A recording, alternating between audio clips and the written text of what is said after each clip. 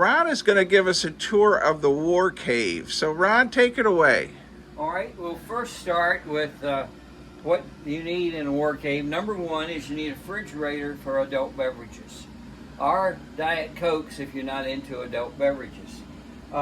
This is a total gem. This is needed to pick up your figures if you still, if you paint lead, if you pick up boxes of lead, this helps. Here is some terrain. A lot of 54 millimeter terrain. Some of this is made and some of this is bought on eBay.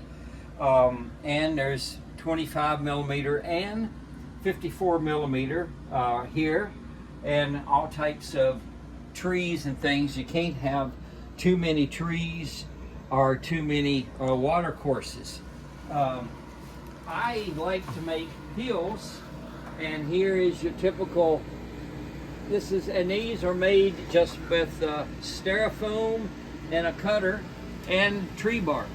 It takes a little time, but this is what you do if you're retired and you don't play golf. And you don't play golf. You don't play golf, and your wife won't let you hike in the mountains anymore because you walked up on a black bear, and she found out about it through telling your friends. You know, right here is what everybody needs is all your gaming stuff, your dice, your order of things. We mentioned something. This is a ruler. That's from David Good's Alamo, but looks very similar to ours many years ago.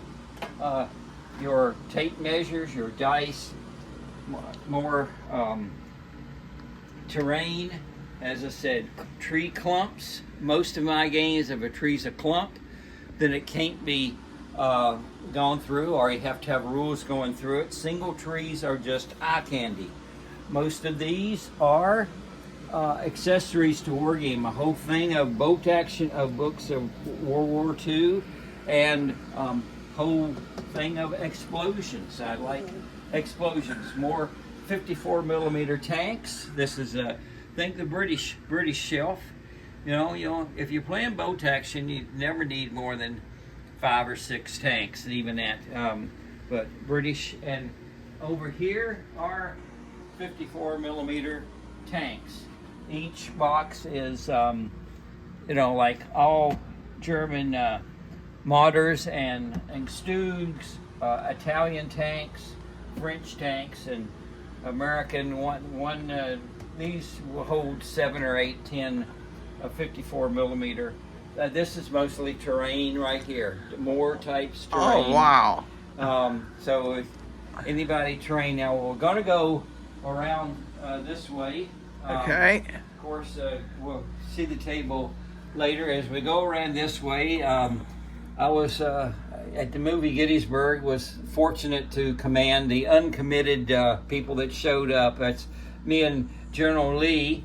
And so is that a young Ron right there? That's a young Ron, 30 years ago. I was good looking and in shape then, so it has to be at least 30 or 40 years ago, not the case right now.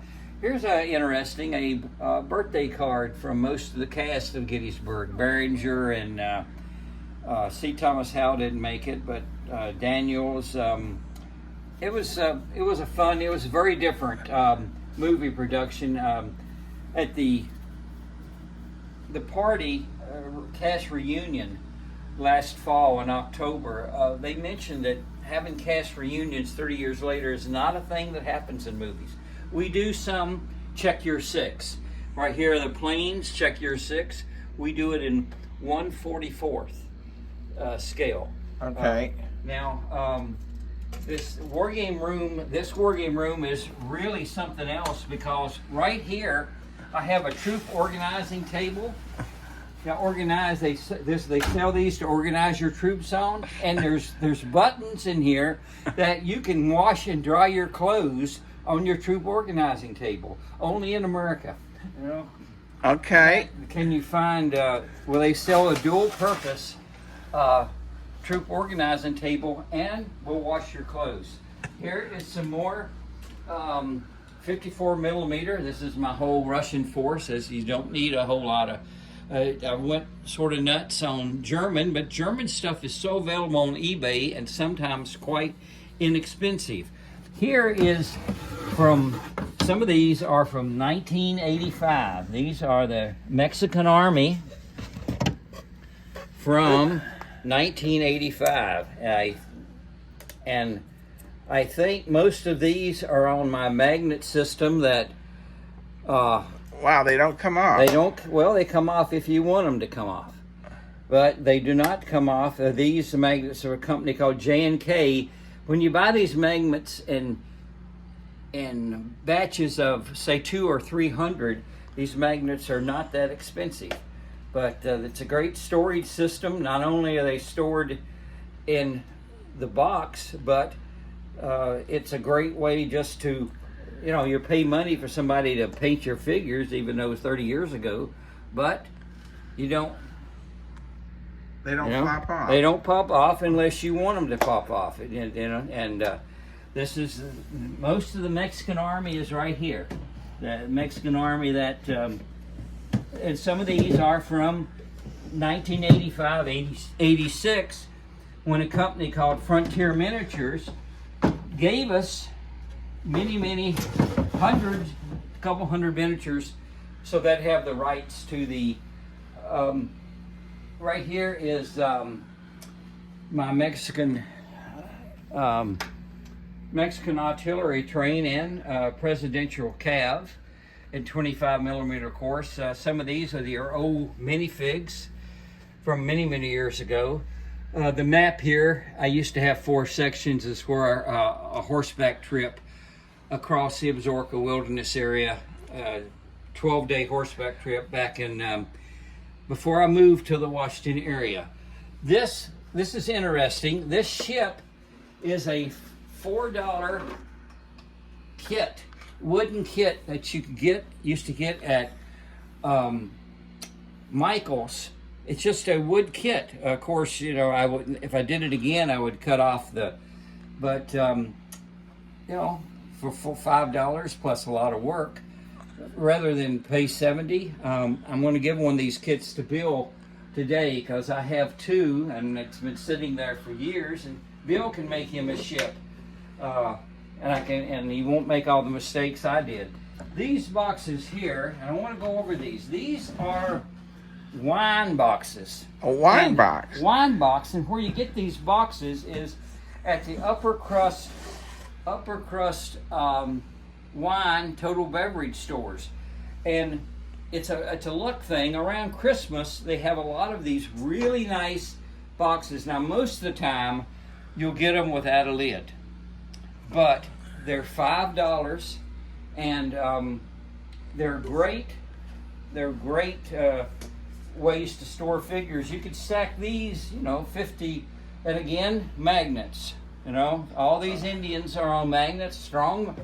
It's a company called J&K, and here's an Apache, a little stand on the bottom, and these Indians are, let's see, what's the name of that?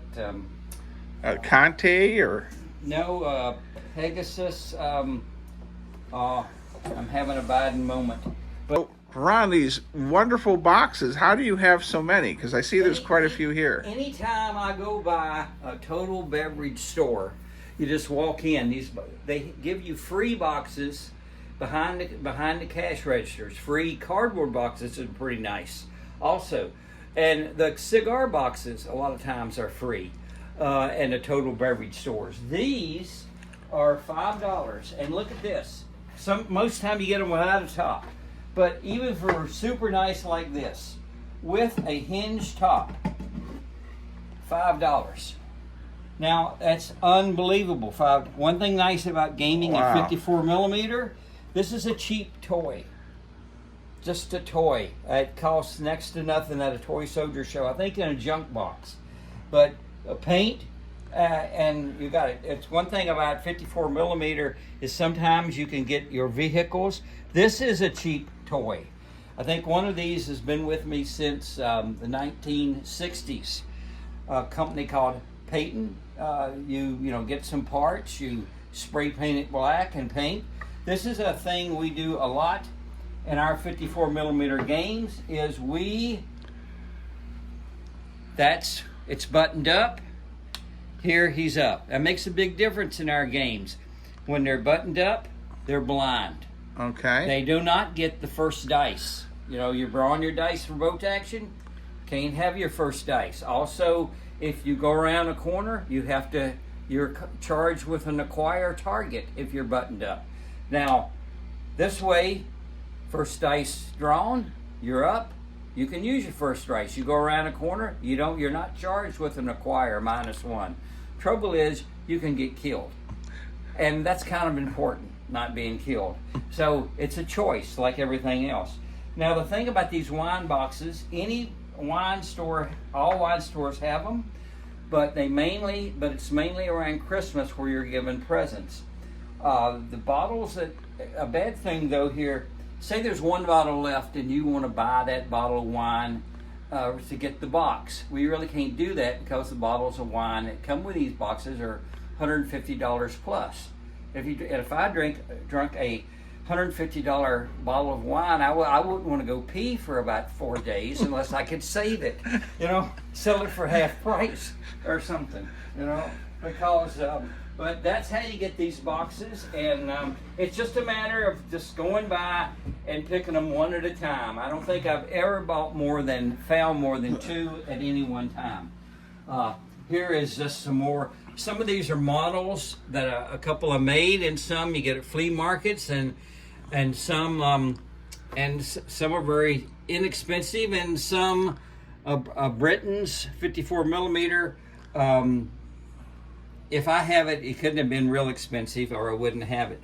But wow. Yeah, but it's they're available. 54 millimeter stuff is really available, and the terrain is really available because you can use kids' toys. You just paint them. You first, paint it black to get the green kid or the yellow kid thing off. Over here is just more, and of course these boxes are free. Here we have some Confederate irregular cavalry. Again on magnets. If you're going to paint your figures or have somebody paint them or buy them at a convention, you don't want them smashing around and getting chipped. And here, of course, I've already gone through the ship, and okay. All these are mostly 54 millimeter Union. Here's an interesting army down here. And this is one I had to make a top to, and it's not that big a deal, and hinges, putting them on, not a big a deal. But here's an army, the French in Mexico, while our Civil War was going on. And again, this is their own magnets, but they're not hard to take off either. It's So this army is all packed up and ready to go. yeah, packed up, ready to go. And but this is the French army in Mexico, and I think the whole army is in this box. And this is a thing, keep in mind if you use this type of storage. You see I have a flag here stuck on the side. If you have, and this of course you're at a flea market, you buy a figure, you come home, the box is too low, the flag won't fit. Big deal. You just put a magnet on the side of your box. Let me get a shot of that, right? All right, you just put a magnet on the side of the box, and that's anytime you have a figure, you can do it for Lancers and anything. If the box is too low, just put magnets on the side. K and J Magnets is who I think is the name of the company. They're located in Pennsylvania, and if you buy, and they have every size and shape you could ever imagine, and if you buy them in big batches, they're quite inexpensive on a per each basis. And of course more armor everywhere. All my American half tracks are down there. Some of those are the old marks that the hobby bunker people up in Massachusetts have made.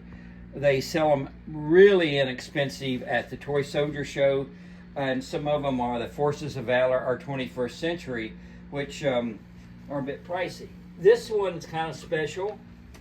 This one probably looks like it's dog chewed and has dirt from everywhere. This one is probably older than most of the people that are viewing this video. I think this army set came in 1950, 55, 58 at the most. Wow. And it's still with me. My mom didn't throw this stuff away when I got into girls and motorcycles. They just went to storage and you still have it? Still have it. A few years ago, I found it and used pieces of this and that, and even here, you use magnets. You put a little metal down on your thing, and you use magnets. Or that I don't know if this will. Yep. See, look, I got one magnet that's not strong enough as the others, you know, and so forth. But use magnets everywhere. It just keeps your guys from flopping around all the time. All right, I'll pause here, Ron, and we'll get reorganized for the next section. All right, now as we continue, Ron, what are we looking at next? Well, right here, we're looking at how I do rules for our games, and right here, I have I use magnets. Luckily, the door is metal, but a special rule. This is my 25 millimeter big. We're doing a big 25 millimeter American Revolution here, and 2 Wednesdays from now, and this is the way we put our rules up. We just put, like everything else, we just use the magnets. And as Bill would see, these magnets are kind of strong, you know. That's a sign of a strong magnet is when you throw it. Of course, they're a little hard to work with, because if you have your X-Acto knife on the same table on your hands between the magnet and the X-Acto knife, you might have the X-Acto knife in your hand. I think that's how they did the movie Carrie, you know. Right here is the needs work group. This needs work. Broken swords, no stand. Indians from Michaels that weren't made for wargaming, but they might work. A German, we're very lucky that the paint holds, but if you buy Germans at flea markets, sometimes the people that don't prime their figures.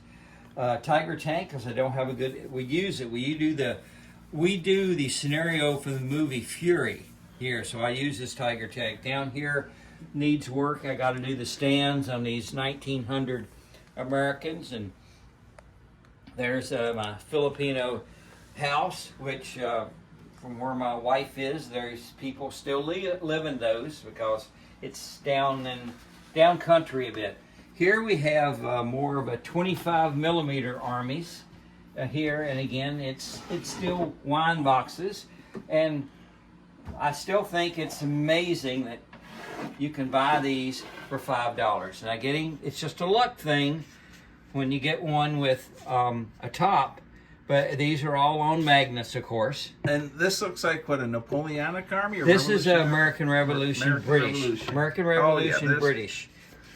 As you can kill light infantry, Highlanders, and so forth. But when you started to collect figures, grab figures in the 1970s, and now it's a few years later, it's easy to come up with quite a few figures.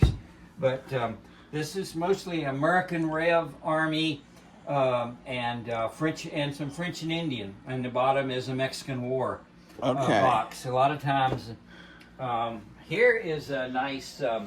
This is a display cabinet, and my favorite movie, even though I'm not in it, is Last of the Mohegans. I could have been in it, but I was having too good a time at Gettysburg. This is a scene, some kind from Last of the Mohegans, but also this is here so that during the game you've got your eye candy that you can just grab here and put in the game. For example, and this is kind of unique. This is a nationalist Chinese army.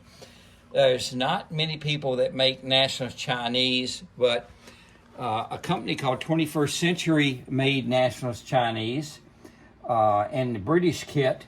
They went out of business a few years ago, but this is a unique army. I have one, and Dave Brazil has one, and there's a company called Expeditionary Forces out of Singapore, and these are expensive. Well, you know, like with postage, almost $2 each. But this is National Chinese and German kit. You can still see the show, and half of these still have the swords. This is the only toy soldiers I've ever purchased that had a history of where you could use these soldiers and where you shouldn't. In other words, most of these were killed, and the National Chinese and German kit, those divisions, brigades, regiments, whatever they were, wiped out Battle of Nanking, but it said you could use it as a training battalion. They still kept the German kit. Just for that,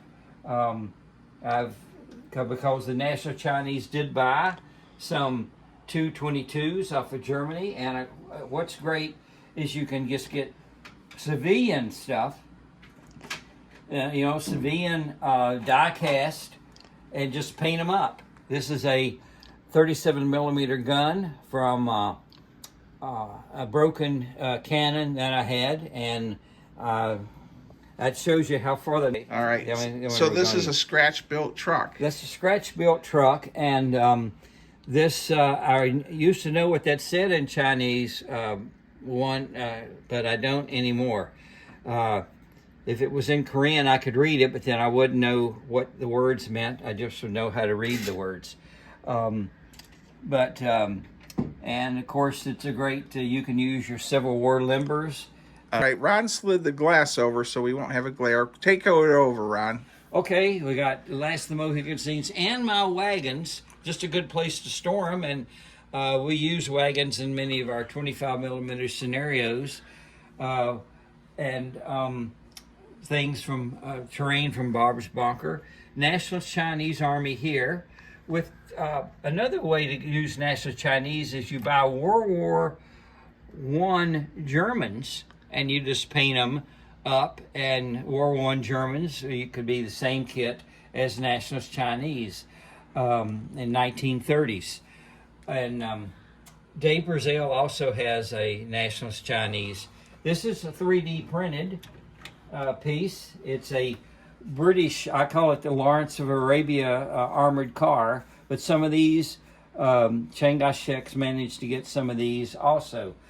And on the internet, some of the only times you see some of these are when the Japanese captured them. They did have some nice pictures. There's so what's down here? Over here, we have a British Army French and Indian War. Also, storage place for dead horses that you use when any horse and musket army gets. You use it.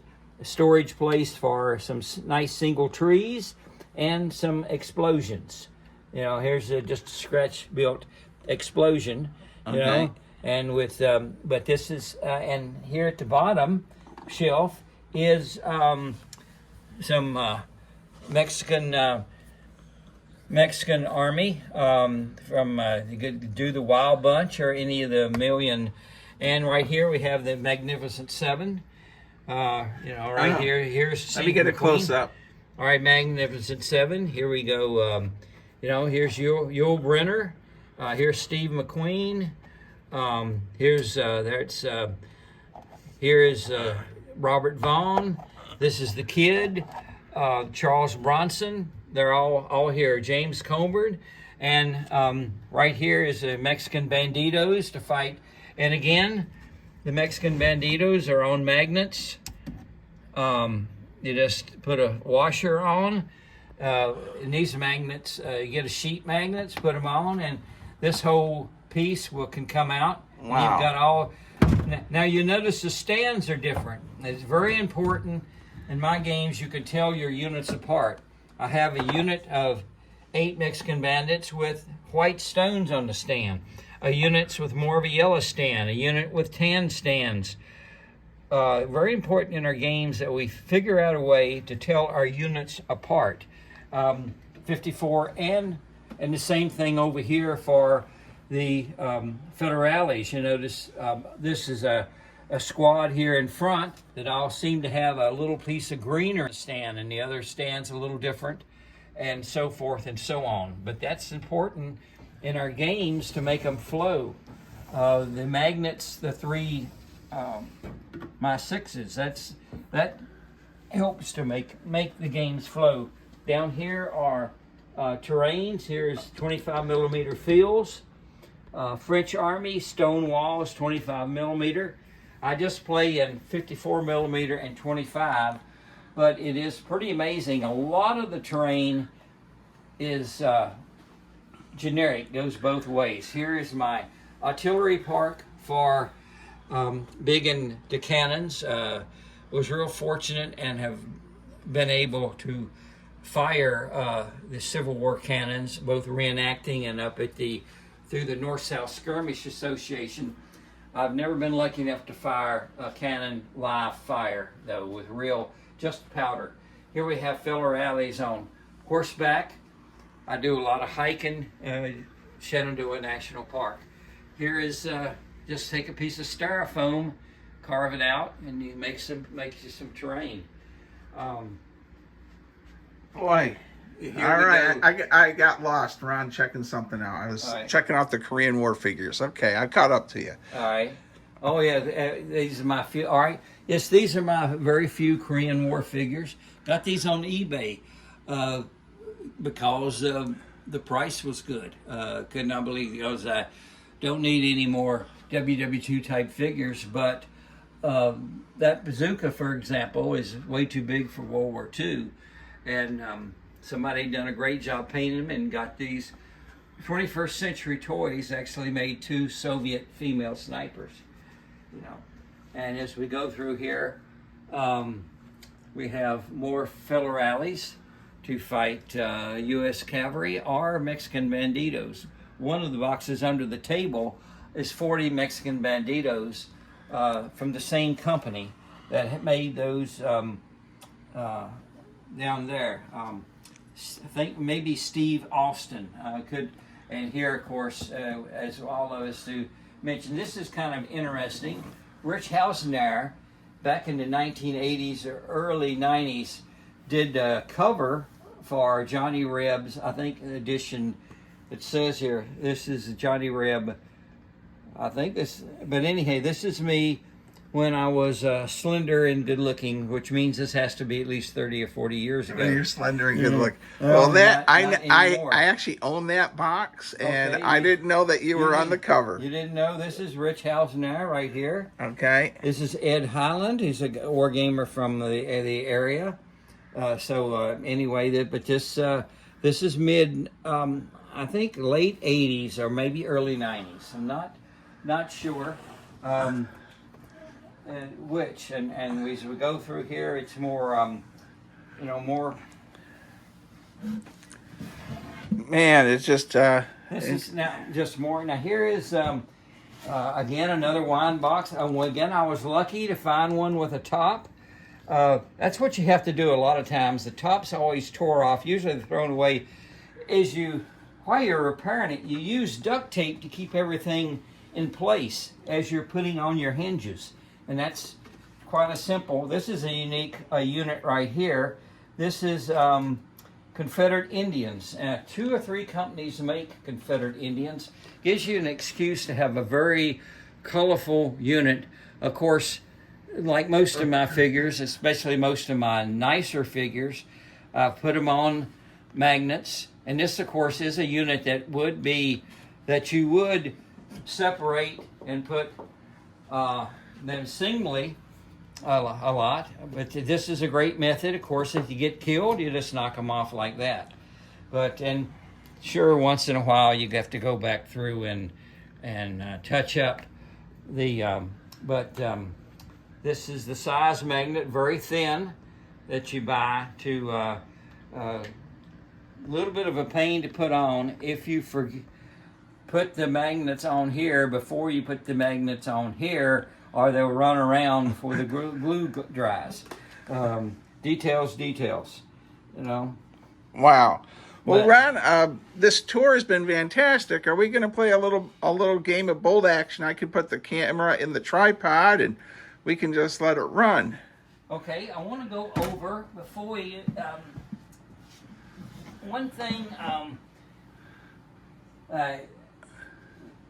On my horse and musket viewers, I find this a little bit unique. Rather than use a tape measure all the time and have to look at a chart, here is a firing system for horse and musket.